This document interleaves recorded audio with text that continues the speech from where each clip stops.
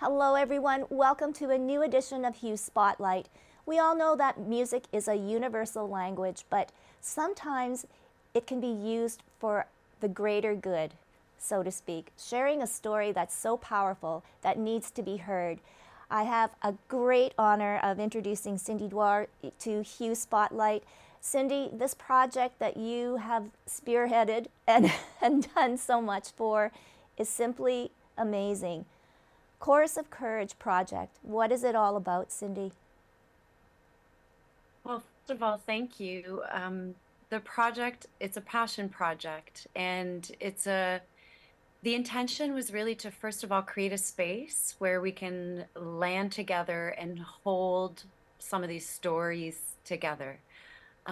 We wanted to honor the voices and the stories of the survivors that we walked alongside of.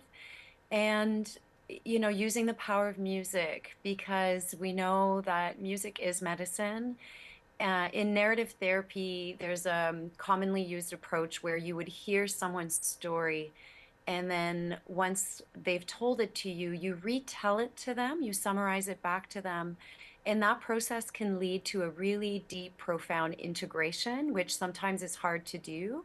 So that inspired sort of the process of, having survivors tell their stories to songwriters. Songwriters then, holding that and then honoring their story with a song. And then we didn't stop there because we wanted to bring the masculine voice. I mean, we have gender diverse folks on, throughout this project, but really bringing in men into the conversation and others to then respond to our songs with another song. So we brought inviting them into the conversation once those first batch of songs were recorded. So again, a deeper level of integration, and each survivor on the project gets two songs. So the initial songs that were written, and then the songs that were then written in response to those first songs. So it's been a journey. Oh my goodness. So, call and response. And when you talk about survivors, they've come from all walks of life, right?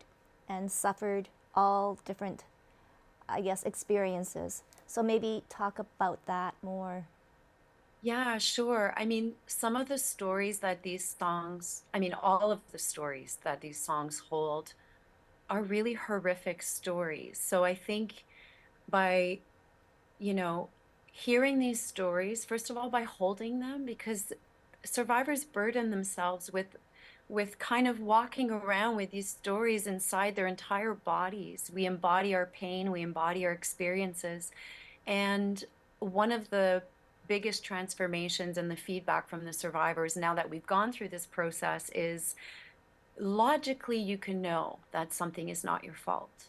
Logically, you can know that there should be no shame. However, the embodied experience is an entirely different thing. And, one of the songs, Julian Taylor, in his response, he says in his lyric, "It was never your fault what happened."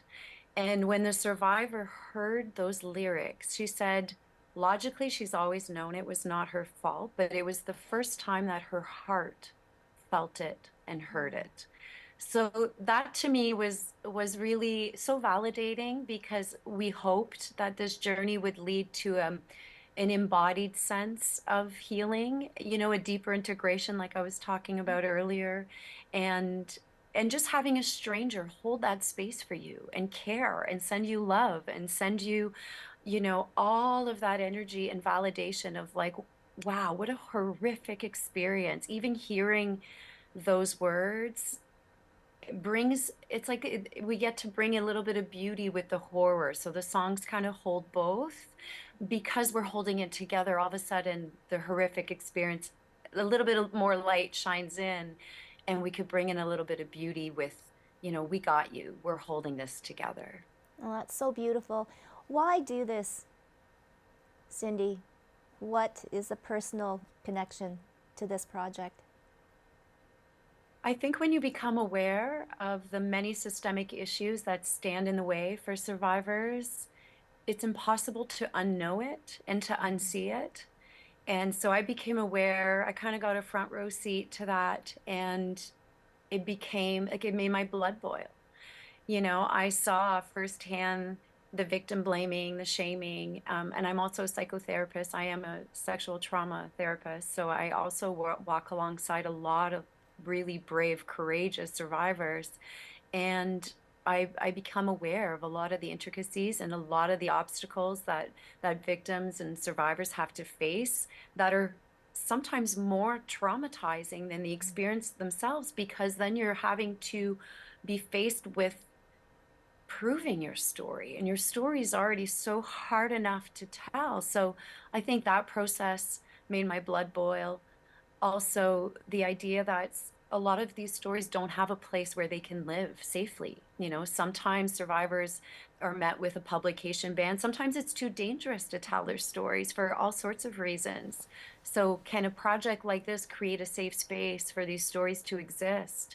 Can we open up the dialogue as well? Because I think, we live in a shame-based kind of reality, and, shaming does not break the cycle of shame-based behavior. So can we start to have different conversations around really difficult topics? And I thought music gives us a bit of a call to action in a way that feels a bit more tangible for people.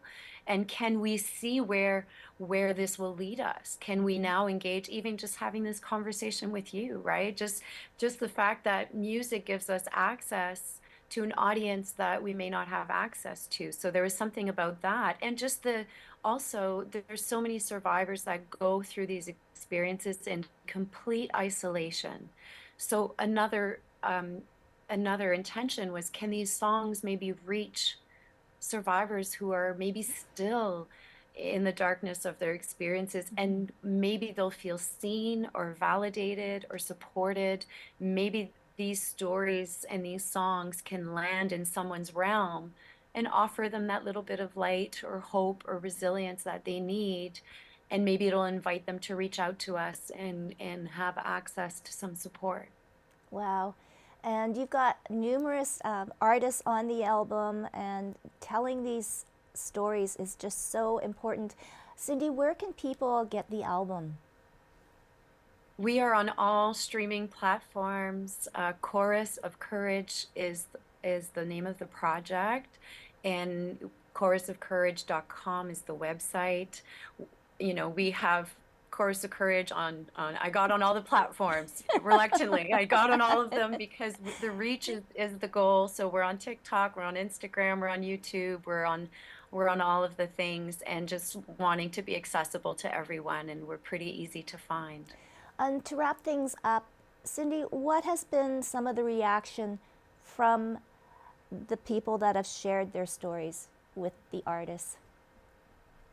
Well, it's been a fluid conversation, and one of the things that was really important to everyone involved in this project is we always honor what comes up, and and to be curious about what's coming up and why. So for them, it's been many layers that come up, but because there's so much support, it's engaging intentionally with some of the most difficult parts of their experiences, which is really leading to a place of, repair, of love, so I think for all of them, it's been waves of, oof, okay, I thought I was okay with this. And then this morning I woke up and, oh, it's all hitting me. But reaching out to all of us and us being able to support them. So I think that non-linear reality of these healing journeys, like, it is not a linear journey, and we just really encourage to advocate for ourselves, advocate for each other, and to honor where we're at, wherever that is, and that is fluid. So I think the fluidity of each unique individual experience and the ongoing nature of the ebb and flows of all of the things and complexities, of course, has been the feedback of just feeling so validated. In even like one day I feel great about it, and the next day it feels really scary, and how we validate that, because of course it's going to be all of those things. The whole spectrum of emotion lives here, and we honor it and we invite it. And yeah, that's kind of been the feedback of being given permission to just be. Oh, beautiful. And you have a song, Burn It Down, a song that you did with Heather. We have the video, and we'll play that as we end this. Maybe a little bit of your personal experience doing this song and what it means to you? It means a lot to, first of all, be trusted by Heather and all the survivors we worked with. That was huge to me. I don't take it lightly that someone was able to share the details of their experiences. And this song, you know, when I look at the structure and the constructs that we sort of need to fix, I get overwhelmed. But when I turn, and that's where the burn it down comes from, right? Of course, dismantling these oppressive structures, and there are many. But then when I look another, you know, look the other way and see an open field and we could build anything we want there, then it's limitless and I feel creative and I feel motivated and I'm excited. And that's what this project is. It's the structure we built next to the one we want to dismantle. And I think, yeah, burn it down is sort of that sense of, you know, why fix something? But I mean, of course, we want to fix it. And I'm all about those small changes, and advocacy is important, of course. And there's no simple answers. So I'm not, you know, I'm not going to negate that. That's for sure. But yeah, so this song is just kind of like that feeling of, you know, the dismantling the systems, and but also with survivors that go through the justice system. You know, there's a part in the song where it says, "Don't you dare get hurt. If you do, you'll be in trouble." And that's really, really highlighting how horrific that process is for a lot of survivors when they're put on the stand having to defend themselves for what they were wearing or for being out late at night, or all that victim blaming and shaming that does happen. And this song captures a little bit of that process. Well, so brave, an incredible project. It's chorusofcourage.com. Go to the website, get the album, stream it, download it. It is, it's truly an amazing project. Thank you, Cindy, so much for spending some time. We will spread the word, and we thank you for having the intelligence, the courage to do this project. It is so important for so many. Thank you. I really, really appreciate that, Tracy. Thank you so much for inviting me to talk about it. I'm honored to be here. And here she is, Cindy, with Burn It Down.